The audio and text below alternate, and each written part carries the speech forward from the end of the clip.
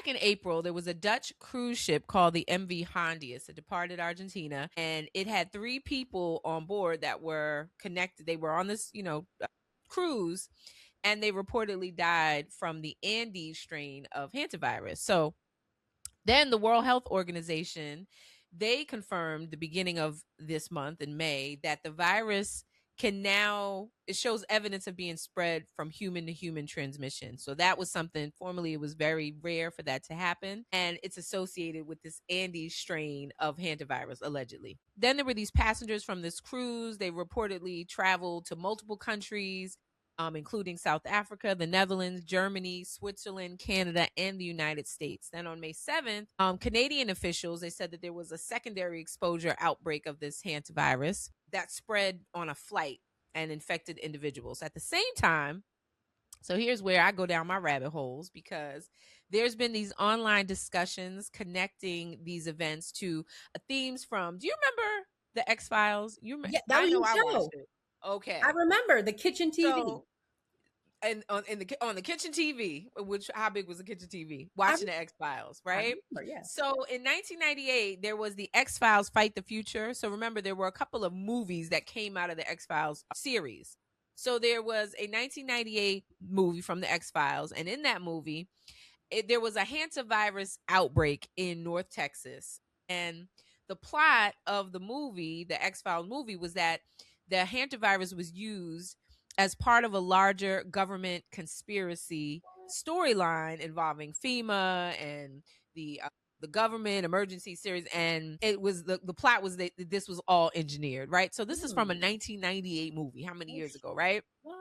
And then there are reports out of Australia that said that there were about 100 vials containing dangerous pathogens, including hantavirus samples, that were missing from a Queensland laboratory. This is in Australia. So Queensland Health stated that this breach, when they started doing an audit, it had gone back several years. So basically, people were in there, whether they were lab technicians or whoever, they were stealing these vials of this virus. They're gone, missing, right?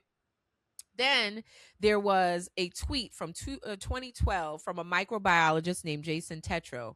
He's known as the germ guy in different circles, right? So he reports that he goes to this workshop where there's a conversation where someone allegedly suggested that the making of the hantavirus, by making it capable of jumping from human to humans, that was done on purpose so that it could spread to pandemic level events. Now, this is just, he said, hearsay that's going on, but again, very relevant. So as of now, supposedly all the health agencies, they're monitoring this cruise ship situations that we've heard of, this outbreak. Here's where, in my opinion, everything to me is just this coordinated global system involving the government, healthcare agencies, intelligence networks, all of this.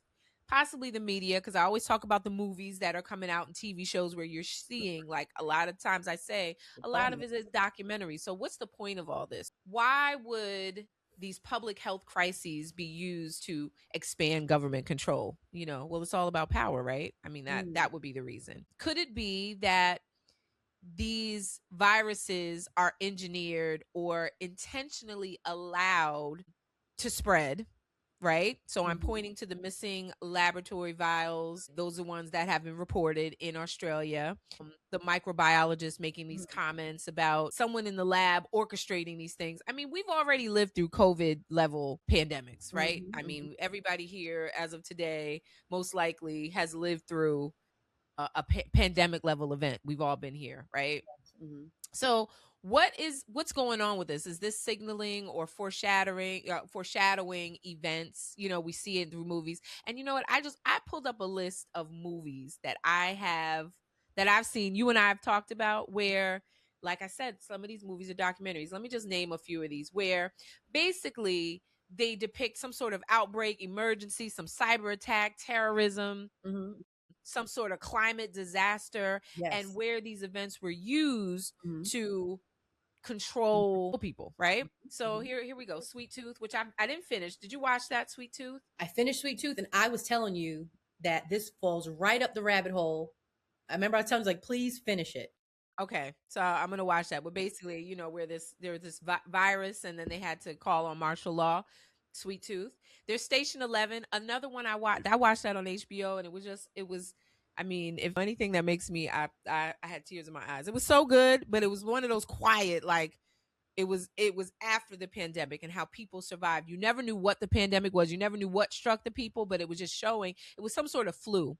And it Okay. was showing people afterward. But Station 11 is a good series. The Hmm. Last of Us, remember we Oh, talked about of all, I mean, this is very probable because we're talking about a fungus. The Last of Us is based around a damn mushroom, basically, that and was. the government involvement, but that's another one. Black Mirror, couple of different episodes that happened in Hmm. 2018, 2019, Hmm. where these large events were justifying mass surveillance of the people. Okay. There's Utopia.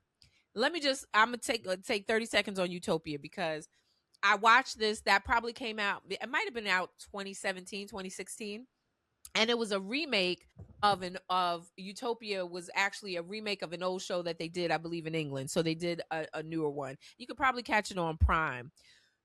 That to me was the precursor to the sea, right? I Okay. mean, very, very good. And it just kind of went under the radar, but that was actually a really good one. The Handmaid's Tale, another one. Okay. I didn't finish that one. Okay, I didn't finish it either, Hmm. but still Hmm. kind of, kind of the same idea. Movies, Leave the World Behind. Uh-huh. Remember that there was this whole cyber attack, created a lot of confusion. And who was backing that? That was the Obamas that basically backed Leave the World Behind, the movie. Songbird. Do you remember Songbird? It came out right before COVID, and it was talking about a mutated form of COVID, and the governments were performing all these lockdowns. Remember Songbird? That was another one. Okay. Bird Box. Okay, that's Remember what I'm Bird thinking. Box? Yep, yep. With Yep. blindfolded. Greenland, which I just watched Greenland too. Whew. You talk about a movie that had my heart. Whew. First and second one, but watch the second one, Greenland. Uh-huh. Same idea, global extinction. A father just trying to make sure his family is safe. Crazy. Uh-huh. Civil War was another one, which Woo. I thought was very good. Saw that in the movie theater. The Tomorrow War, another one, another That great was prime, that was good. wasn't Hmm. that? Hmm. Hmm. Oh, that was tripping. Yeah. Uh, White Noise. So all of these movies. Wait, really quick. Did you say what's the one with Sterling? Oh, Paradise. You That's didn't another one. Paradise, I think, falls And I under finished it. this list too, right? Exactly. Yep. James Marsden is in it. Paradise. They're telling you, they're telling you, they're telling you. I study predictive programming, right? Hmm. Where we're watching in the media in these movies where it's almost like rehearsing for the future or rehearsing for these real world scenarios because we see it. We're very engaged. I mean, I love these movies. But Hmm. like I said, are they more so meant to be documentaries than they are just for purely for entertainment? Yeah, I think it's a little informative of like food for thought. Like they definitely, I think the writers and producers, they themselves have that sense of like you say, like the rabbit hole you can go down. They themselves, they're Mhm. taking a risk also at putting a lot of this stuff out, which they do. I don't know if they're taking that much of a risk Mhm. as I mean it's there's a part of me that feels like they be just be playing in our faces because Yeah.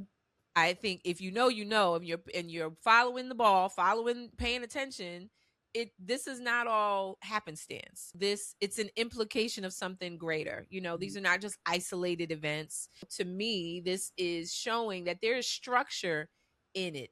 There's structure in the power. There's structure in the takeovers. There's structure in these Viruses. supposedly isolated outbreaks and Mhm. events, and it's all orchestrated. There's an Mhm. orchestrated system behind all of this. And it's tied to crisis management. It's tied to Mhm. public conditioning of our Mhm. minds and our way of life.